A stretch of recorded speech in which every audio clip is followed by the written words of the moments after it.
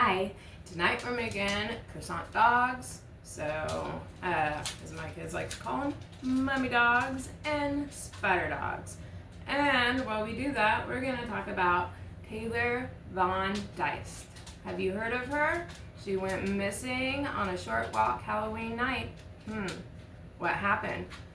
Well, if you want to know, you've hit the right spot. This is Screams for you, and I'm V. So, turn down those lights and lock those doors. Here's a scream you can't ignore. So, Taylor Van Diest is from British Columbia, and it was a really small, quiet town, Everybody knows everybody. Everybody knows if there's strangers around, and everybody knew Taylor. And Taylor was very outgoing. Everybody loved her personality. And Taylor was 18 years old in 2011 when this happened. So even though Taylor was 18, she really wanted to go trick-or-treating this year. She was going to make it her last year, her and a couple of her other friends. Now, Taylor has a twin sister, and her twin sister just didn't want to go with her. She already decided that trick-or-treating wasn't for her. She was a little bit more quiet and a little more reserved than Taylor. So Taylor spent most of the night dressing up, and she couldn't decide what to dress up as, but she decided to go as a zombie. So she did all of her own makeup. Let me count. 1, 2, 3, 8. 1, 2. So she did all of her own makeup, and she dressed up as a zombie. And she texted her boyfriend. And Taylor was somebody who always responded to text right away. She was always on her phone. That was just who she was and her personality. So everyone could always get a hold of her. Well, she heads out, and she is walking over to a friend's house. That's where she's meeting her boyfriend. And they're all going to meet up with another friend and go trick-or-treating. But he ends up taking a different way for some reason. She had sent a text to her boyfriend, but, her boyfriend was hanging out with friends and didn't notice right away. It took him about 15 minutes before he noticed that she had text. And the text said she's being creeped. And he thought it was a really weird text. Didn't sound like her. Didn't sound like something she would say even if she was being creeped. And it was spelled wrong, which he knew that she wouldn't do. And he tried texting her, and he waited. There was no response. He tried again, still no response. And then he texted her mom. They started texting friends, and they got a hold of the police. The police, of course, what do the police say? Yep, you know it. You gotta wait. She could have just ran off. She could just be away. You gotta wait for so long to file a police report. But these guys, none of them were waiting around. They knew that this was not like her at all, and that something was horribly wrong. So they go out and they start searching by themselves. So it's been about 2 hours since she had left the house, and they haven't heard from her, and everybody is searching like some woods behind the house. They took the path that she usually takes. They walked it. They were all just searching for her like crazy.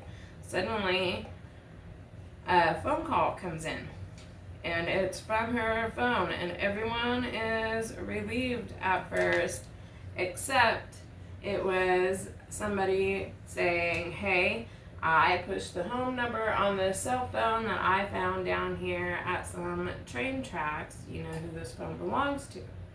They told him where to turn in the phone, and her boyfriend and friend start heading to the train tracks because now they got a lead. So maybe she's down there, maybe, she fell down. They don't know what happened, but they're on their way to go down there and look for her. So they get down there, it's really dark, and they're searching around really hard. Some time's going by, and they're not finding anything. And then someone notices something kind of out of the ordinary, kind of poking out of the bushes, and they go over there and start clearing the way, and there is Taylor. Taylor is face down, she's unconscious, and she is very badly injured. So they call, of course, right away to get help for her. The ambulance shows up, and at first, because Taylor did such a great job on her zombie makeup, they couldn't tell what was real blood and what was fake blood, so it was very hard for them to tell where her injuries were at the beginning and what was going on. So it took a little bit of time. And then they noticed that it was a bunch of injuries to her head, and she goes straight to the hospital. So, before she got to the hospital with the injuries that the ambulance drivers could find, they figured that she had been hit by a train and thrown off the tracks. That was their guess as to what had happened to her. But once she got there to the hospital, they knew that no train caused these injuries. They were very severe, and they were all over the back of her head. It was bad. It was really, really bad.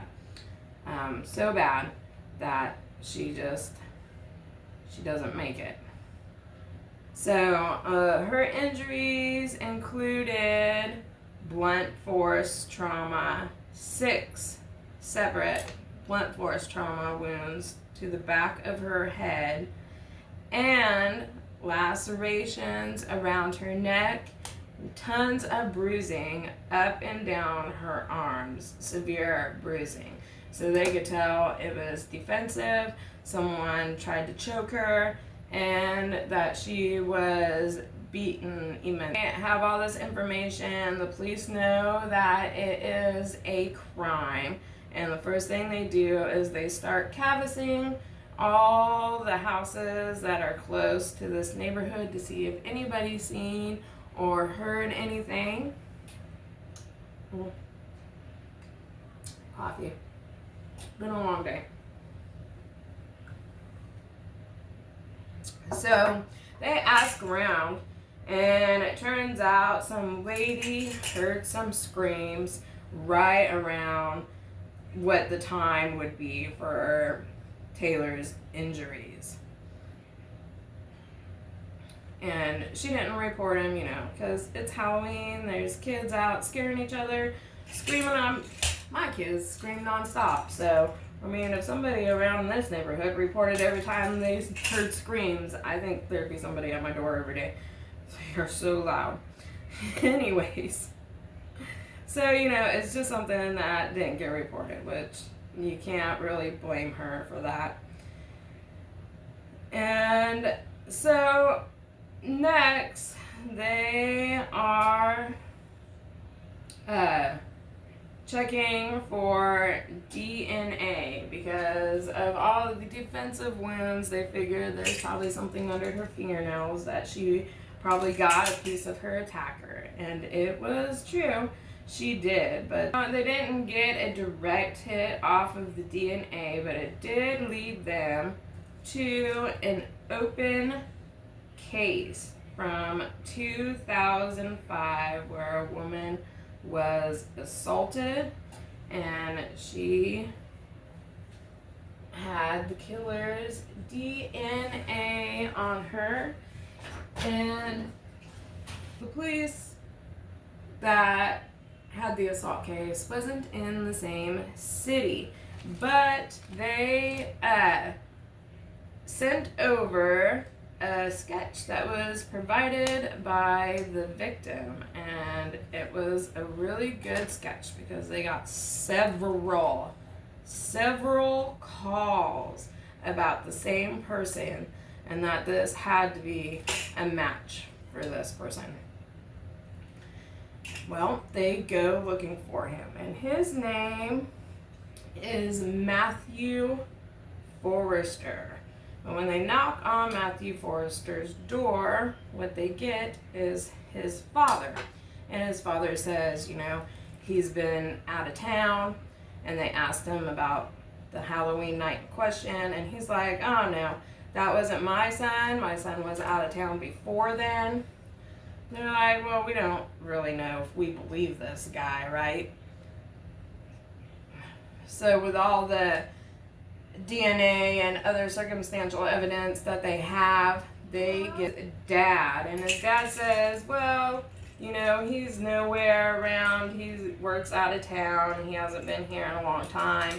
They ask about the night question, and they get the same answer, that's about he had left right before then, he wasn't around during that time. But they're not just going to take his word for it, especially with the DNA evidence. And since they have the DNA evidence and some other circumstantial evidence, they go and get a warrant for Matthew's phone. And it takes a couple of days, but when it gets back, it's no surprise that Matthew's phone puts him right on those railroad tracks with Taylor. So now they know they got the right person, for sure. And that he was in town, and that his father was just lying to, I would imagine if you're in that situation, you wouldn't want to believe it was your child. But it may be just my opinion, but I think that no matter how old your children are, if they do something horrible, they have to pay the consequences. You can still love them, and you can visit them in jail, but they shouldn't have done it. There's other ways to do things. So they go back to Matthew's father, and they're like, we know it was him, we got all this evidence, and he just keeps saying, well, I don't know where he's at. He's gone, he's been off on some job, and I don't know how to get a hold of him. Well, obviously they know that he is lying, right? So they spend months. This is how determined they are. They are willing to do anything to catch this guy. They spend months tapping his dad's phone and listening to their conversation. So, now they know that of course he knows where his son is, and they're just waiting for that slip up to happen so they can figure out where his son is too. And it comes. He slips up and says on the phone where his son is at, and they go the next day and pick him up. And they go the next day down to Ontario, where he's hiding out. He has a fake name and a job, and he's just, living his life after doing this. And he's hiding out in Ontario. So they go and get him, and they bring him back. And it only takes a few hours for him to confess everything. He said he started following her. He's seen her walking while he was sitting in his car on the corner. And so he decided he was just going to follow her, and she took the path down the railroad tracks. He parked his car, he got out, and he said at some point she stopped. She was busy on her phone, and then she stopped, and he knew that she knew that he was back there, that she was being stalked.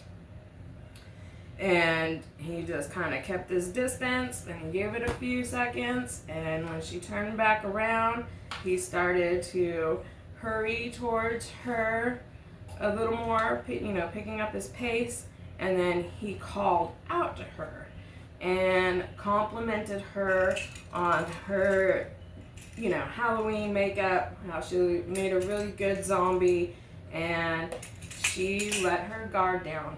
And that is when he took her and dragged her into the bushes, and you know the rest. I already told you the rest, so I don't think we need to say it again.